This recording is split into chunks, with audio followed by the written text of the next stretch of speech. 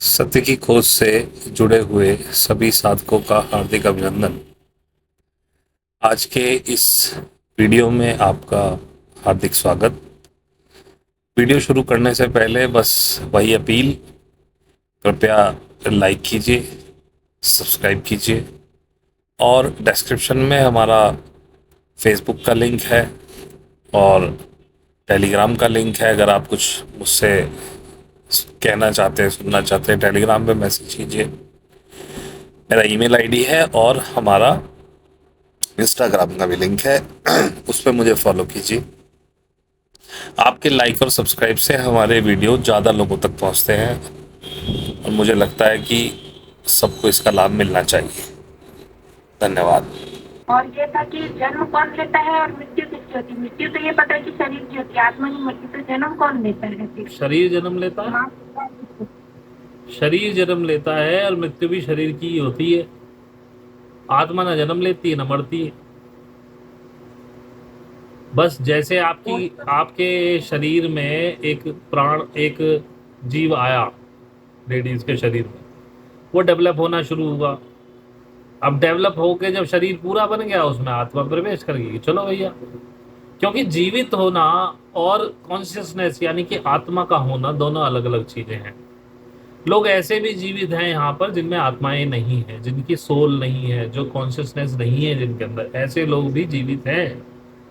तो जीवित शरीर तो परमात्मा की चैतन्य शक्ति से हो जाता है, लेकिन उसमें सोल प्रवेश कर रही है कि नहीं कर रही है, दैट डिपेंड्स। तो अगर कोई शरीर बिना आत्मा के है तो वो है, बस वो जी रहा है। और जिसमें आत्मा आ गई, जिसमें कॉन्शियसनेस आ गई, जिसको इंकी ने बहुत कोशिश करी थी कि मैं इसको कैप्चर कर लूँ, सोल कैसे बनती है मैं बना लूँ या इसमें कुछ कर लूँ, सोल को नहीं पकड़ पाया। उसने हमारे शरीर में बहुत सारे ट्रांसप्लांट्स कर दिए, जेनेटिक मॉडिफिकेशंस कर दिए, लेकिन वो हमको हमारी सोल को नहीं पकड़ पाया। उसने जीन से क्लोनिंग भी कर ली, क्लोनिंग करके उसने आदमी जिंदा भी कर दिया, आज भी हो रहे हैं, लेकिन सोल नहीं है। सोल एक अलग लेवल की चीज है, और कुंडलिनी वहीं जागृत होगी जहाँ सोल हो।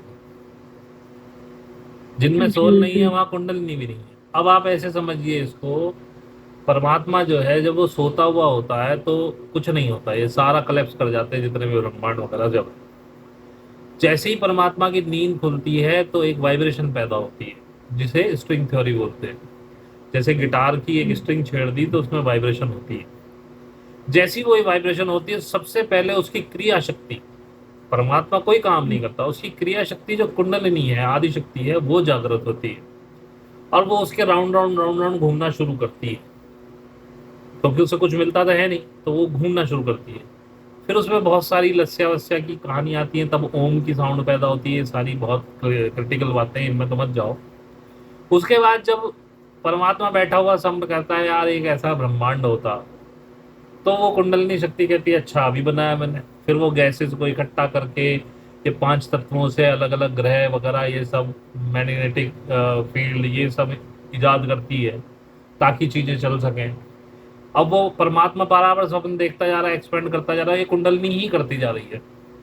और यही पूरा ब्रह्मांड आपके शरीर के अंदर है। आपका जो आत्मा है वही परमात्मा है। उसके लिए कुंडलिनी आपकी टेल बोन में बैठी हुई है। और जैसे ही आपका आत्मा जागृत होता है, जब तक ये सुषुप्ता अवस्था में है, तो लोग सारी चीजें इंपैक्ट करती हैं आपको। आप हर चीज के दास हो जाते हो, गुलाम हो जाते हो, इस कीचड़ में थमे हुए अपना बस काट रहे हो जिंदगी। आपको कुछ समझ में नहीं आ रहा, आप होंगे पंडितों के चक्कर काट रहे हो, भगवानों के हाथ जोड़ रहे हो, सबके आगे सिर झुका रहे हो। तो आपका आत्मा अब जैसे ही कोई जाग गया, जैसे कि मैं जाग गया और मैंने जगाना शुरू कर दिया आगे, और जो जागेगा वो जगाएगा जरूर। ये भी आप ध्यान रखना, कल आपने क्वेश्चन पूछा था कि क्या हमें जगाना चाहिए, फैलाना चाहिए? बिल्कुल फैलाना चाहिए। आपको भी तो फ्री में मिल रही है ये चीज।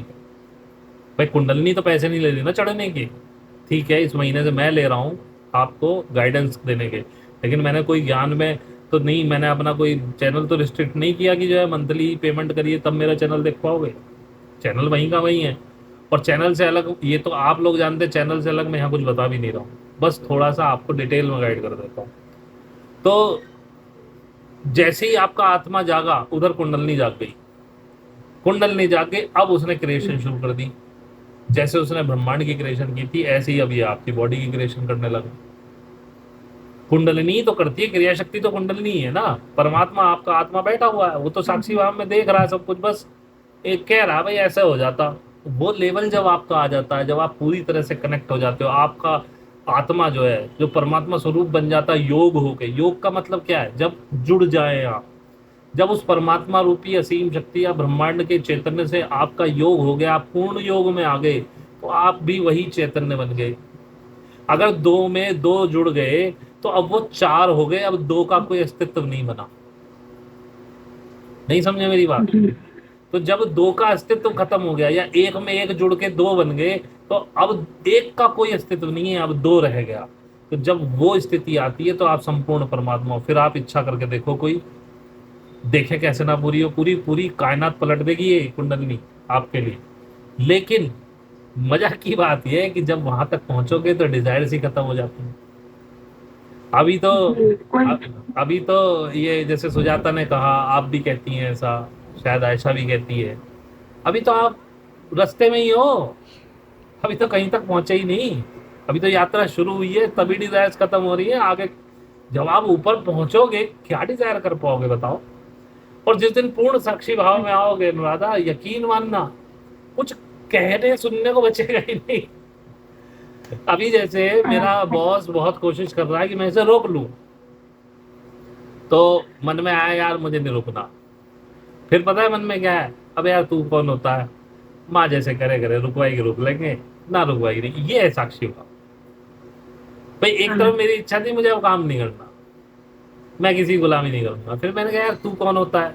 यार साक्षी में है, देखेंगे वहां, अगर रुकने के सर्कमस्टांसेस बनाएगी रुक जाएंगे, जाने के सर्कमस्टांसेस तो बन ही चुके तो चले जाएंगे। अब इसमें क्या क्या इच्छा करूं बताओ? तो अभी तुम रास्ते में हो, अभी तो शुरू हुए हो, अभी तो कहीं पहुंचे ही नहीं। पहला पड़ाव आज्ञा चक्र का है, आज्ञा तक तो आओ। अब जो सहस्रार पे कहते हैं 1000 पंखुड़ी का कमल है, क्या है वो 1000 पंखुड़ी का? कोई कमल होता है कहीं शरीर में? ये सब नसें हैं तुम्हारी। 1000 नसें आपके मस्तिष्क की, जो वेन्स भी नहीं कह सकते, तंत्रिकाएं गई हैं जिनके थ्रू सिग्नल्स जाते हैं। वो तंत्रिकाएं एनलाइटेंड होती हैं, उनमें विद्युत का प्रवाह चलता है। आप इस पूरे माइंड का 4% भी यूज नहीं कर पाते। अब सोचो जब वो 100% यूज होने लगेगा तो क्या होगा? ये होता है सहस्रार।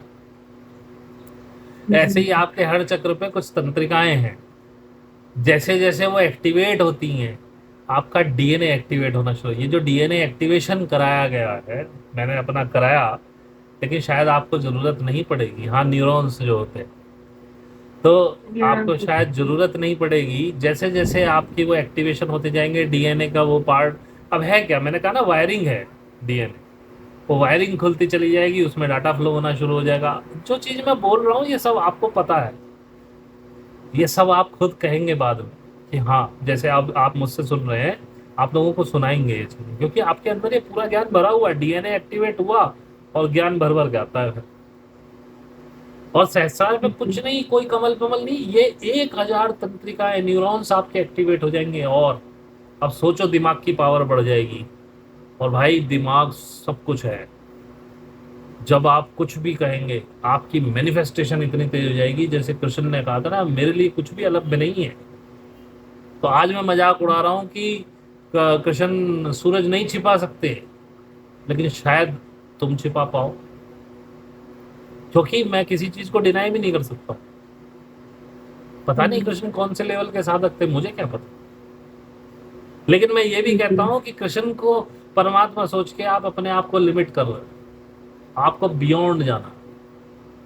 कृष्ण 5000 साल पहले की बात है, परमात्मा अनंत है, आपके पास उससे बड़ी शक्ति आ सकती है।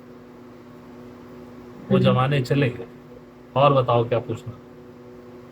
और ये था कि जो अभी जैसे ग्रुप में बहुत सारे लोगों का आता है रोज निगेटिविटी निकालने के लिए, तो ये निगेटिविटी दिमाग की कपोल कल्पना बस है क्या? नहीं, अगर कल्पना होती तो आराम कैसे पड़ता है? सोनिया चौधरी नहीं कर पा रही थी साधना, आपने निकाला, और आपने तो निकाला, खुद महसूस किया आपने कि कुछ खिंच रहा था रबड़ जैसा। कैसे हुआ फिर वो तो है वो ही आपकी वो आपकी कल्पना थी क्या? और अगर वो आपकी कल्पना थी तो वो सोनिया के नाम पे क्यों आई, दूसरे के नाम पे क्यों नहीं आई वैसी? और क्यों कभी ऐसा भी हो जाता है किसी के नाम पे कि नहीं आपका तो फ्री लगा, बिल्कुल सही है आपका, अब रहने दीजिए? क्यों अचानक से उसकी साधना एकदम से बढ़ जाती है? सोनिया का मैसेज आ गया, 30-30 मिनट हो गई है। अगर ये नहीं होता तो फिर इसका रिजल्ट क्यों आता है, मुझे ये बता दीजिए बस। भाई जिसके लिए वही आप आपको कर रहे पता हो, नहीं नहीं, होता। जिसके लिए आप कर रहे हो वो सामने तो बैठा नहीं, और वो देख भी नहीं रहा आप क्या कर रहे हो, लेकिन उसको असर आ जाता है, ऐसा क्यों?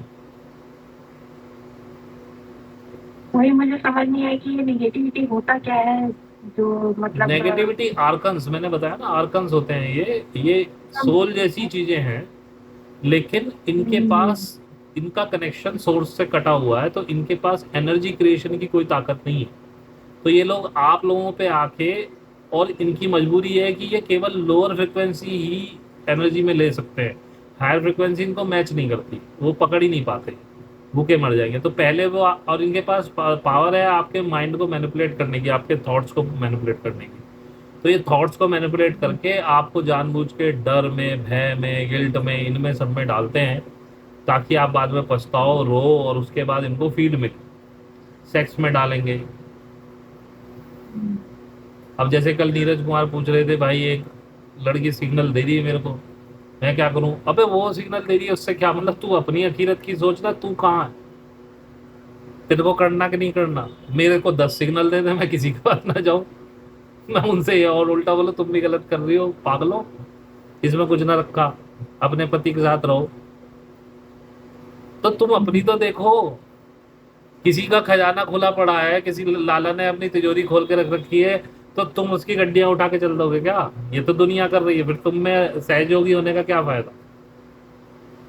तुम तो ऐसे होने चाहिए कि उसका खुला पड़ा है तो वहां खड़े हो जाओ, कोई और न ले जाए। फिर लाला जी गलती से खुली छोड़ गया, बताओ कोई ले जाता तो? अपनी, वो तो तुम्हें देखनी है कि तुम गलत हो के सही हो, ऐसे प्रलोभन तो आते रहेंगे। अब किसी का 500 का नोट पड़ा हुआ मिल जाएगा, तुम उठा के जेब में रख लोगे? नहीं रखते हैं लोग, इसमें क्या बात है?